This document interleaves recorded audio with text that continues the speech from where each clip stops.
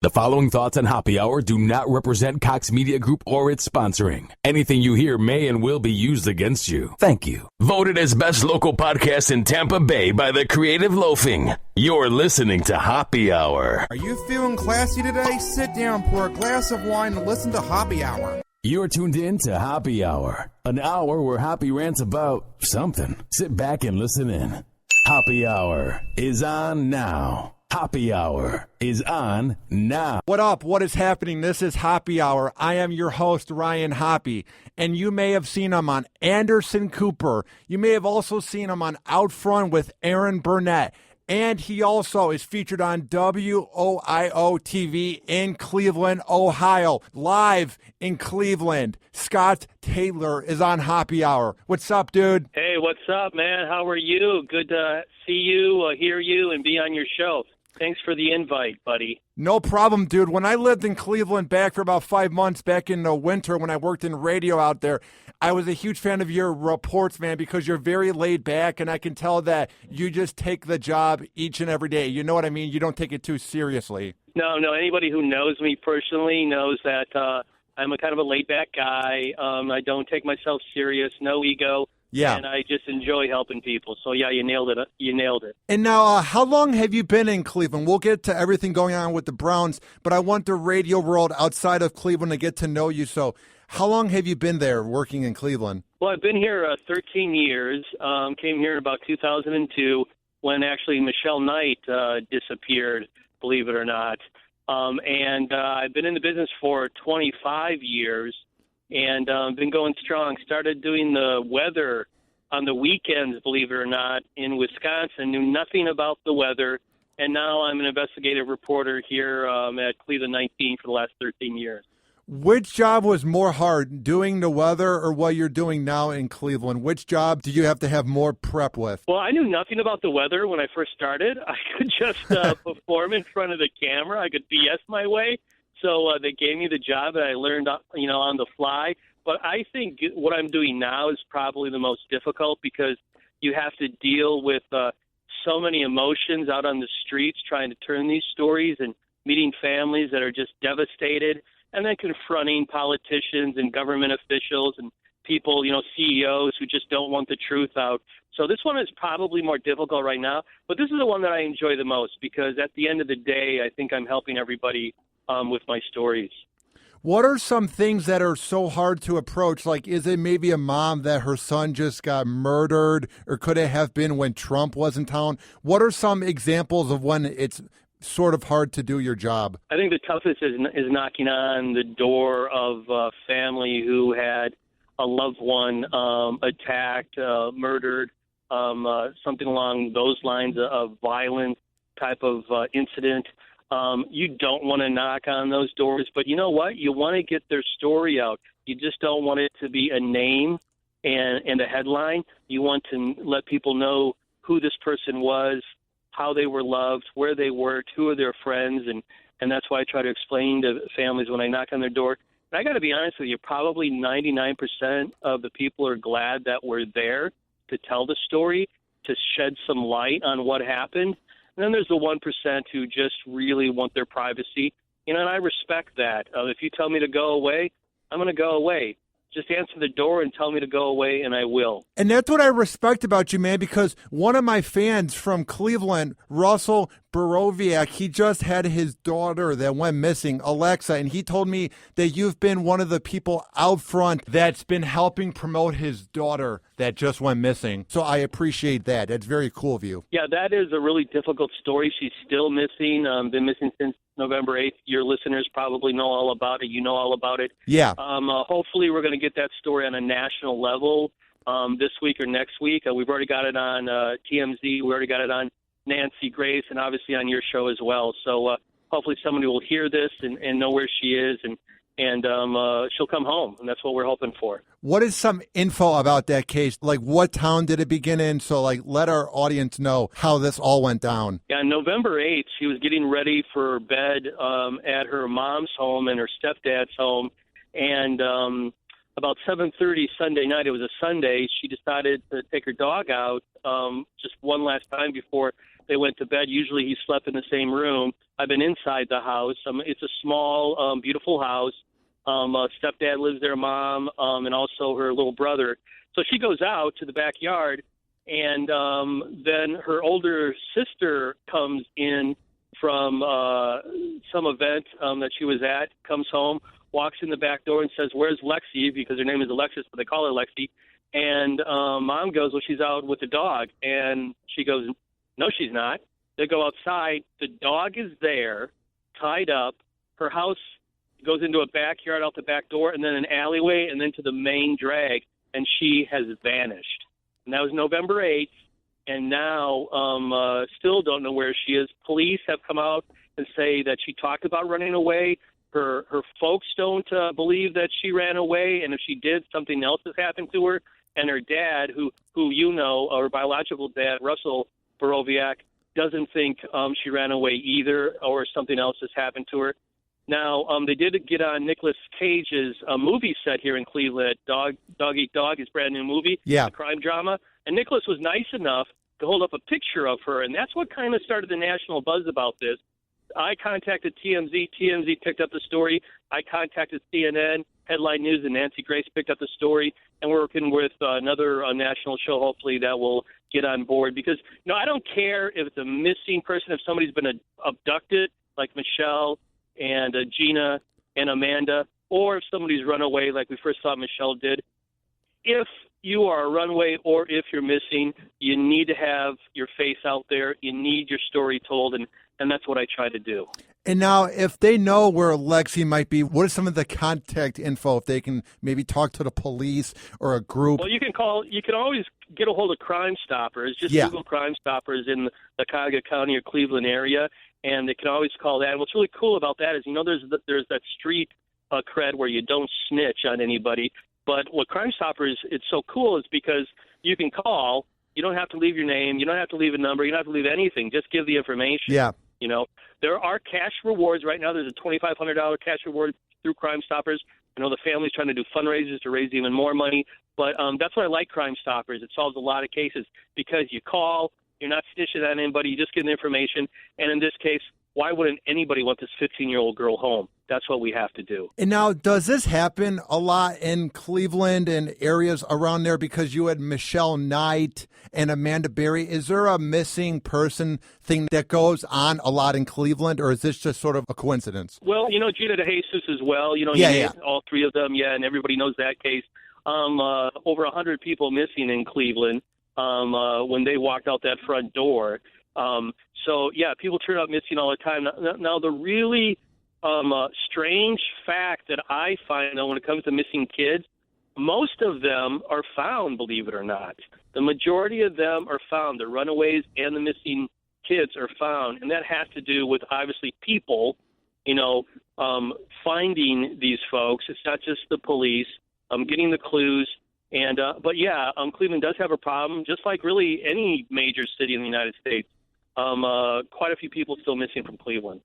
Now, I lived there for 5 months, and I loved my apartment in Lakewood. I loved Cleveland, man. But what's it about that town that is so odd? The vibe there, man, I loved every second of it. The fans are great. But would you say the weather sort of brings people down? Because there was just this certain vibe about the town. It's a great city. It's so loyal, and they die for their sport teams, man. But there was something about Cleveland that was just kind of depressing. Do you see what I'm coming from? Well, if you're talking about Cleveland just inside the city, you've seen over the last 20 years a lot of people leaving the city. Yeah. And a lot of the neighborhoods really falling apart, and not really. Downtown is vibrant right now, and brand new convention center. Lakewood, Yeah, Lakewood's doing well, but the neighborhoods are really have somewhat been forgotten. Now, the mayor of the city is just trying to pump in a percentage of $100 million bond into neighborhoods, but they have a long way to go. I mean, there are bread lines here. There are job lines here. If you go out in the neighborhoods any day, Monday through Friday, you'll see people standing in a line at food banks, That's one of the stories that, when Cleveland's talking on a national level, and I'm glad you're bringing it up, that isn't told. But, I think the weather has to do a little bit with maybe depression possibly at any major city, even Seattle, it rains all the time. But people leaving the city and then the neighborhoods and the jobs not being here, that's been a concern over the last couple of years. And the city's trying to change things around. Now, since you've been there for 12 years, has Cleveland improved? Has it been the same, or has there been a decline? How has Cleveland progressed over the past 12 years with you being in town? Well, LeBron came back, so we obviously improved, right? Yeah. You could only go from up with the guys you had on that team. Once LeBron left, you guys were so awful, it was ridiculous. It's amazing how much one guy means to a whole franchise. You know what I mean? But what was cool when LeBron left? I could get a really cheap ticket to any Cavs game. Oh, I know. I love that. When I was in town, I couldn't even get tickets from WMMS because they couldn't even afford them because they gave them to the higher up talent. Like, those tickets were so hard to come by that I was disappointed I didn't get to go to a Cavs game while I was in town. Hey, you hit the nail right on the head, because when I first came here 13 years ago, LeBron was just starting his rookie season, I think. Yeah. And I got tickets to a couple of games.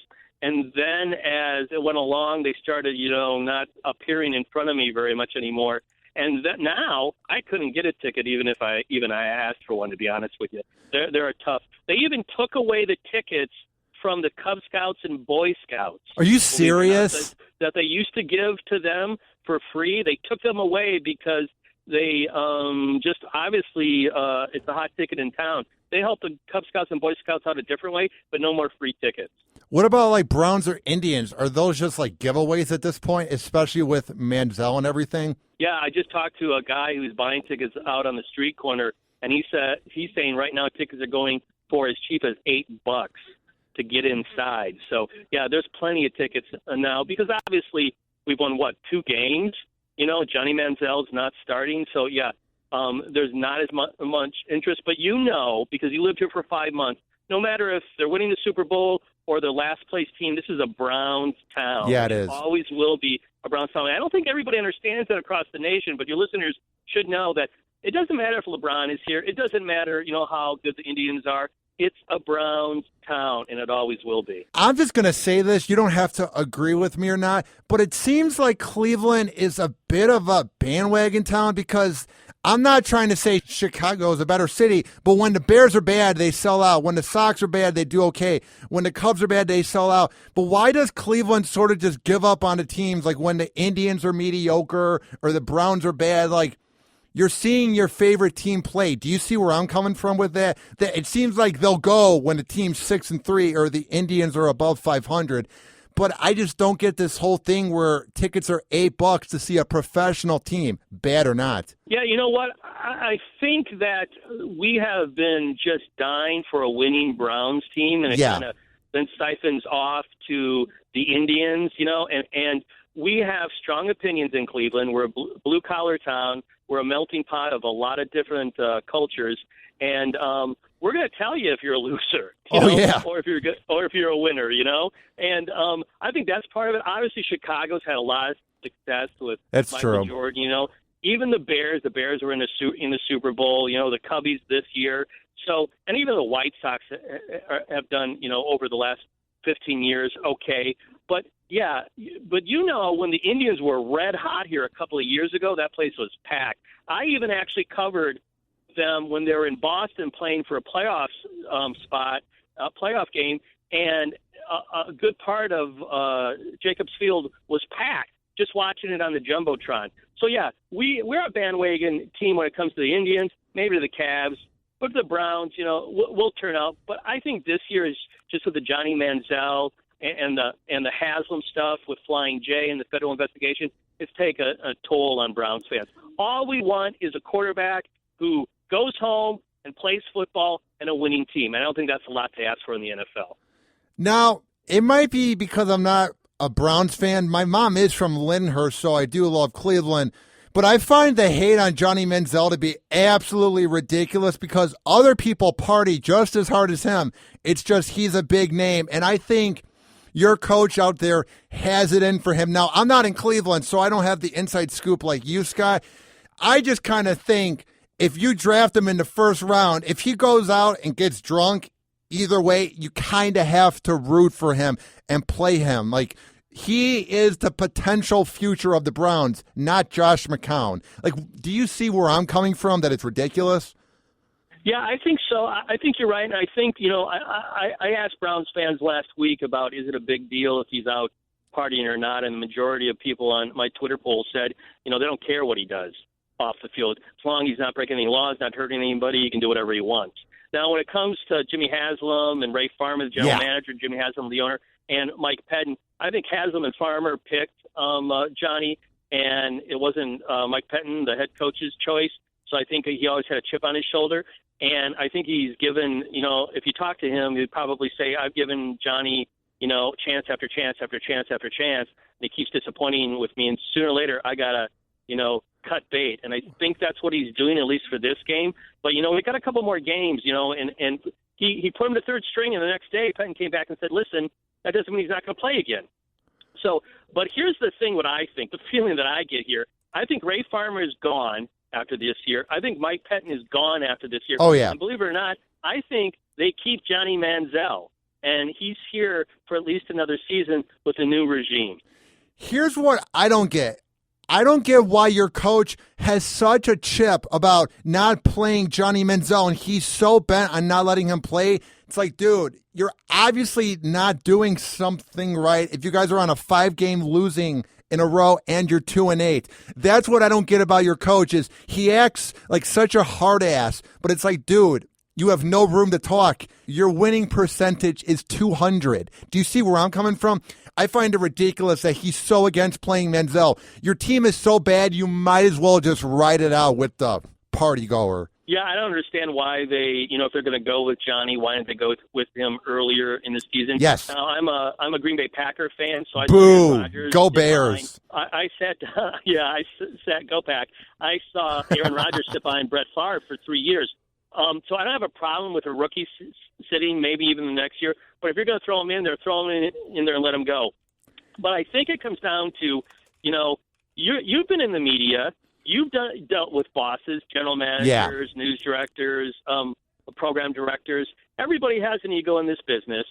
If I choose you to be the face of my station, I'm going to be behind you 100%. But if I come in and I see you as the guy that just got let go and you're his guy, I might not be on board with you. You're going to have to prove yourself. And I think maybe Mike Pettin, it wasn't his choice. Yeah. I think it was more of Haslam's choice and Farmer's choice, and I think that's why you're seeing him not getting behind Johnny, at least privately, probably behind the scenes, 100%. But publicly, he says he's a Johnny fan, but it should have. No, he's not. If he was a fan, he would at least have him be the second backup, not the third backup. To me, that's pure disrespect just because he was drinking. We all know that Mike doesn't like him, and that's just something for PR, Scott. We all know Johnny and him don't get along. To me, it might just be me, but Johnny seems like a guy that loves himself but doesn't get along with people. Have you gotten that vibe at all? Well, I put up all of his dash cam videos up on my website. And if you watch all those dash cam videos from when he was pulled over by the police, he handles himself really, really well. He answers all the questions politely. He gives the information that the police officers ask. So I don't know if it's people just don't get him or not, but, he's a young kid, and he's going out having a good time like you are. And he comes from a well-off family, so he's used to doing what he wants to do when he wants to do. My question is, do you think the Browns should, or the NFL or somebody, should have put somebody with him to get him through these first couple of seasons, especially when he was in trouble, like Des Bryant, that Jerry Jones did down in Dallas, because he keeps seeming to make the same, at least what Mike Pettin thinks, are mistakes. So why don't the Browns put 2 or 3 people around him? He needs a mentor. Just to make sure, even off the field, just to make – you got Josh McCown on the field to mentor him, but why not have people around him off the field all the time? That's the investment. If it was my investment, that's what I would do. And if Johnny didn't agree with that, then I'd cut him. That's a very good point, because wasn't it last year that he was out at Josh Gordon's apartment, like partying on the weekend? It seems like he's a guy with so much potential. He won a Heisman at Texas A&M, but I just feel like he's not the best at making choices because he's so young and potentially immature that madness just sort of follows Johnny. Do you know what I mean? Well, he's a kid. He's a kid. What decisions were you making when you're 21, 22? He's my age. I'm 22. He's my age, and he's in the NFL. So I'm going to follow you around and see what you're doing in your private life.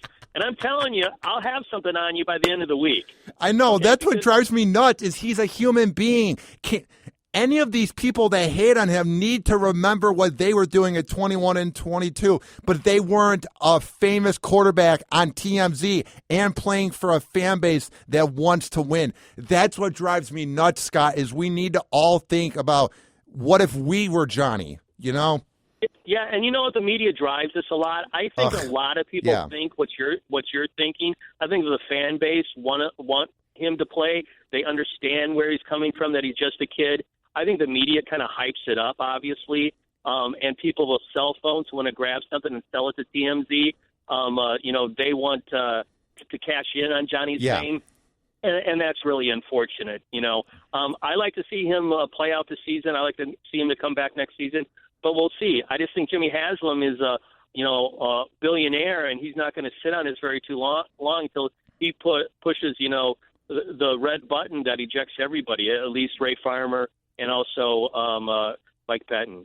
Why is nobody talking about all the trouble that Jimmy Haslam is in? I find this so fascinating. I'm just surprised it hasn't been picked up by the sports media with all the madness going on with him. Yeah, I think, when it was happening, there's a lot of talk about it. Obviously, there's a big division between what's news and what's sports news. And, being in the media, the sports guys don't jump over that line very often. Yeah. The news guys will jump over to sports. But the sports guys have to deal with Jimmy, have to deal with Ray, have to deal with Mike every single day. A guy like me, I don't have to do that. So I can come in and ask a lot tougher questions than, say, someone else, in town who does sports day in and day out. So that's part of it. I think on a national level, though, you even saw that, too. You saw the sports people, ESPN, mention here and there, but they didn't do in-depth stories on it. Now, if something else comes up, God forbid that somebody is indicted on a federal level when it comes to Jimmy Haslam or somebody in his family, then I think that explodes all across the nation right now. But you and I know 8 people have been federally charged and pled to criminal charges in Pilot Flying J. So, Jimmy, though, to be honest with you, you don't see him very often anymore. When you first saw him take over the team, he was everywhere. Yeah. And I loved it. He's a great soundbite. But now, how often do you see pictures of him or see him making comments? You don't. He's learned, just like Johnny's learning, that being out of the spotlight might not be the best thing. Sometimes you got to take a seat in the back, and that's what he's doing right now. He's a passenger on this train for the Browns right now. He's not out front publicly. By no means was I famous when I worked for Rovers Morning Glory, but it's amazing how loyal and how much of an impact you can make in Cleveland if you're a public figure. Within my first weekend, Scott, I had 10 people probably ask me for a picture when I went to Around the Corner in Lakewood. So what I'm getting at is I think it's a good thing that Jimmy's sort of taking a back seat, because if he kept going out there and being a buffoon and giving all these wacky sound bites, he would literally walk anywhere in Cleveland or Akron or Lakewood and be recognized. Wouldn't you agree? Because I have no idea what the guy looks like. Yeah, I agree. Taking a step back was probably the smart move, and he probably got some advice, from some NFL owners when they saw them out there. But yeah, about Cleveland, you hit it on the head, because Cleveland either loves you, and will always love you, or they hate you and you get out of town. So that's true. When I first came here 13 years ago, I was recognized right away. And now I don't think I can go anywhere without somebody saying, hey, you're Scott Taylor, right? Yeah. Which is wonderful, because it shows that at least my work is making a difference in this town, and people appreciate that. Here's what I love, Scott. Have you ever had anybody come up to you and talk absolute smack? Because what I love is the fans in Cleveland were so diehard. and so into the show. But they would say, go jump off the bridge, go kill yourself, I hate your voice, you're not funny, you got catfished. But then when I would be at a bar, there was not one time during my 3 months on that show, Scott, that someone ever said that to my face. That's what I love about the fame you get in Cleveland, is the negative part is all behind the keyboard. And wouldn't you agree? Yeah, I think the majority of that is. When LeBron James was first here, I was the only one who actually did a negative story with him and his group. Actually did 2 stories, and basically I got death threats. Through email. Yeah, I can see that. Told me to slit my wrist and go find a warm room with a blanket and die. and then when those stories were happening, nobody came up to me face to face and said something. But I got to be honest with you. I touch some pretty hot button issues that occasionally some will come up.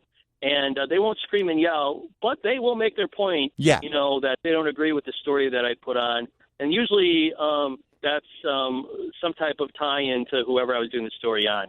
But yeah, I think what Cleveland likes is someone who's honest, someone who is truthful, and is just a regular guy, and I think that's what I do. And now, what is your take on the Cavs this year? How far will they go? Well, I hope they go all the way because we need a championship in this town desperately. We're not going to get it from the Browns. We're not going to get it from the Indians. So I think this is their best chance if they get Kyrie Irving out on the floor. Right now he's wearing his glasses and his blue jeans, and sitting on the bench. So I hear that he might come back in January. I hope that happens. If he doesn't, then we're going to have problems. LeBron can only take you so far. Yeah. I think Kevin Love is playing some terrific basketball right now. I like Mo Williams coming back. He'll probably end up coming off the bench maybe in the playoffs. I've always loved Mo, and he can hit some big shots. Tristan Thompson, I wasn't crazy about his re-signing for that much money, but, he's one of LeBron's buddies, and you got to keep LeBron happy. So I think they obviously get to the Eastern Conference Finals. After that, I don't know. It depends if Kyrie stays healthy and Kevin Love does, and that's been a problem. Dude, I don't want to be harsh, but you're never going to get what you guys want out of Irving. I mean, insanity is doing the same thing over and over and expecting different results. He is hurt all the time. He has so much potential to be a top-tier point guard in his league, and he is. But, I mean, if he's not healthy, Scott, LeBron can only do so much, and I just think he's going to always hurt himself somehow. Wouldn't you maybe agree? I agree. He's not Allen Iverson who, can throw himself all over the place and get up and play again and just talk about practice, Kyrie's got that elite body that unfortunately gets dinged up. And it keeps him off the floor. And I don't know what his pain threshold is, but to last this long in the league and to play as long as he has, it's got to be high. But he's just been, to be honest with you, what else are you going to say other than unlucky? Getting his knee busted out. I mean, that's a freak injury, and he's had some other weird injuries. So I think that's why the Cavs are being so careful, and LeBron is steering the ship. When LeBron thinks Kyrie can play and Kyrie thinks he can be out on the court, that's when you're going to see him. You're not going to see him 1 minute before that. And now, who would you say is the coach of the team? David Blatt or LeBron James? You don't even finish that. You know who the coach of the team is. Come on, man. Everywhere LeBron goes, he has so much influence. I'm not saying David Blatt doesn't do anything, but I mean, LeBron carried that team. David made some really weird choices as a coach, especially against the Bulls, man. Yeah, LeBron coaches and Blatt makes suggestions. I think that's the way it is. I think that would be wherever that is. I think that happened with Michael Jordan, Magic Johnson, the Larry Bird, the top of the top. I've interviewed LeBron. I've talked to LeBron. Yeah. He's a nice dude. I know. He's a nice guy. He really is. He really tries really hard, and I admire that he hasn't screwed up publicly on a major level, to embarrass himself, or the team that he's playing with. So that's pretty amazing. But he does so much for the community too. So you can't not love the guy. But boy, I just hope this season he did like he did the other night and hit some last second shots to win some games. Now, what was it like? Obviously, it was a very, very down time when LeBron left you guys 5 years ago. But what was that like? I mean, I could just hear the pin drop, and I was 5 hours away in Chicago when that was announced. What was the first vibe you got when he announced on ESPN that he was leaving Lake Erie? I think it was shock. Yeah. First, that he was leaving, and then it was disgust on how he did it. I don't think anybody liked it. I think eventually over the years, LeBron realized he didn't like the way he did it. And then after that, it was just a funeral, to be honest, with this city. And you know, LeBron, over the years before he came back here, he always talked about Akron. And if people don't know around the nation, that's his hometown. It's not Cleveland. It's Akron. He loves Akron. Akron is always first. He has tat, ink on his body that show that, And then Cleveland is the second city. So Cleveland, Akron always loved him, no matter what. I think Cleveland, for a while, hated his guts. And now I think, the majority of people have forgiven him, but there still is a small crowd here in Cleveland. Are you that serious? Will never forgive him. That is so moronic. There's people here who still don't like the way he did it. And, the way I think he did it is kind of like he said, he went away for 4 years to college and then came back home.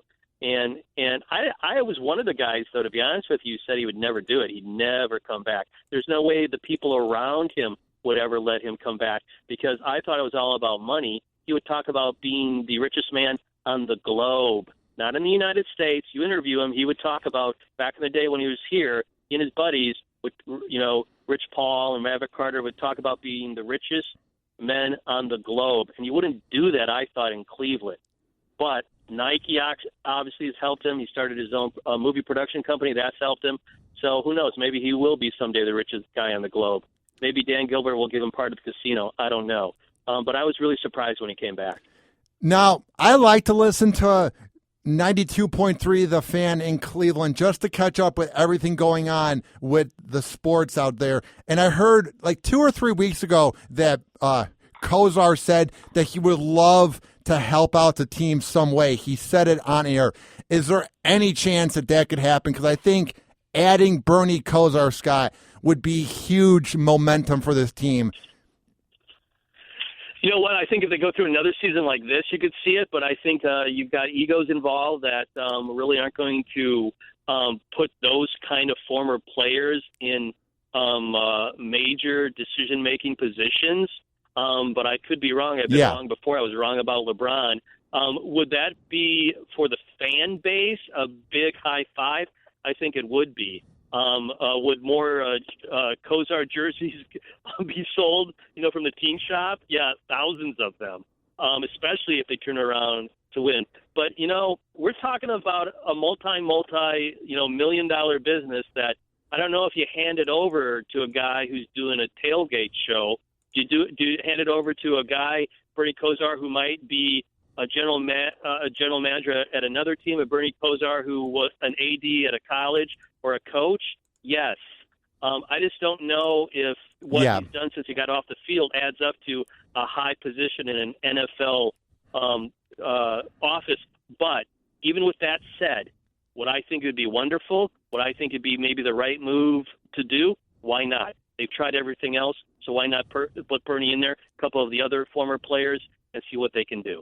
And now with the Browns, what is this game going to be like for Monday Night Football? I think it's going to be absolutely atrocious. I mean, you don't have Flacco in. Manziel might not play. I mean, is there anything we should look forward to with this riveting game coming up on ESPN? So you're saying the Browns have a chance. That's all we want to hear, to be honest with you. Just like Dumb and Dumber. So you're saying a 1 in a million chance. Hey, I'm glad nobody else is playing for the other team. That's true. Because maybe they'll win. Maybe they'll get their third win, and maybe they'll run the table. And oh, my God, if they run the table, that means Ray Farmer and Mike Pettine's coming back. Maybe we don't want that. But, yeah, I think the Browns win. I'm going to go out on a limb. I think the Browns win tonight. I think Josh McCown doesn't get hurt. If he gets past the first quarter, I think he throws for maybe 300 yards. Travis Benjamin catches a touchdown, and I think we win. And let's keep our fingers crossed. And give me a little vibe down there for us. I know you're a Bears fan, but come on. I think they're going to lose just because I think the Ravens with having Harbaugh as the coach, I think that's going to be huge just because he will show them a way to win. I have no idea who the backup quarterback is for the Ravens, but that doesn't matter. I just think they're going to find a way to win. I think it's going to be like a game where it's all field goals, maybe a touchdown from a pick six. I think this is going to be one of the ugliest Monday Night Football games in a while, Scott. I think there's going to be nothing flashy about it, and this will be an absolute dud. I think a lot of people will be flipping back and forth between CBS sitcoms and this. I just think this is going to be a really bad game. I mean, is there any player on the Browns we should be looking forward to playing? I mean, I just don't see any light at the end of the tunnel for this game. Well, I think Josh McCown had a really good feel for the game last time he played with Gary Barnidge. Yeah. Gary, tight end, he's one of the hottest tight ends. Until Josh McCown got hurt, Johnny Manziel just couldn't find him. Travis Benjamin, the same thing. So I think those three players right there, if we get at all of a running game, I think you see, the Browns with Josh scored a lot of points. You could see a high-scoring shootout, and that's exactly what Monday Night Football would like, especially what happened the other day with yesterday. What was it with the Broncos and the Patriots in the Snow Bowl? Where it was 14-7 for almost 4 quarters. So hopefully the defense will suck and the offense will get it going, and we'll see some sparks. I'm more confident than you are right now, but of course you're a Bears fan, so that explains everything. Yeah, man. I mean, the Bears are okay, dude, but they're not going to make the playoffs. I mean, how mad were you on Thanksgiving when the Packers lost to the Bears? I think it was the most disheartening thing I ever saw. Usually we lose to the Lions, but to the Bears, I mean, it was ridiculous. I don't know what you did with Jay Cutler, but you obviously you took you gave him a frontal lobotomy because the guy is a brand new quarterback. He's amazing. And you lose Forte, and you come in with a backup running back, and he runs up and down the field. So, yeah, I love what you guys are doing there. I just hopefully it doesn't last very much longer. I think Jay was riding off the vibe. His very gorgeous wife gave birth to a kid this week, so I just think he was pumped about that. And he has a hot wife, so that helps. Yeah, you're right. I think he's married now. He's a little bit more grounded, and he does have a very, very beautiful wife. And she's probably saying, listen, you're embarrassing me. You got to win some games. So he's got more emphasis out there than his team kicking his butt to win. You got a beautiful wife. Yeah, you probably play a lot better.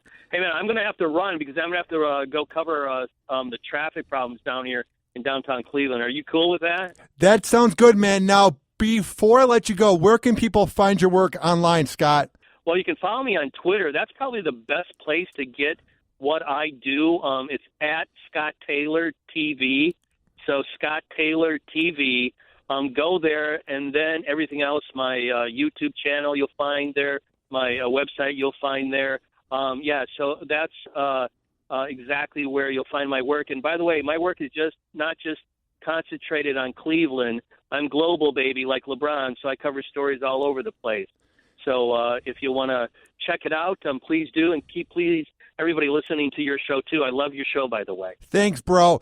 A lot of news anchors get this annoying ego when they're in front of the camera, but what I liked about you was you were laid back and humble, so that's why I invited you on. And if any breaking news happens in Cleveland, I would love to have you on to break it down. Yeah, anytime. Holler at me. I mean, I do a lot of radio. I do BBC. I do a radio show in Australia every Monday morning. So I do CBS. So I love what you're doing, and I do podcasts as well. So keep up the great work, and anytime you need me, just holler at me. You got my number, but don't give it out, okay? I promise. We know those fans in Cleveland are crazy.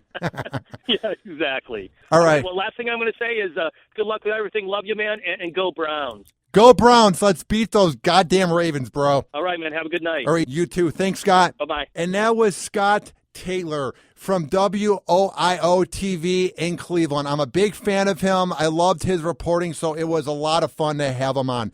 This has been Hoppe Hour. I am your host, Ryan Hoppe, saying peace out. Hoppe Hour. Hoppe Hour. This is an official broadcast of Hoppe Radio. For more info, check out hopperadio.com and hoppesworld.com.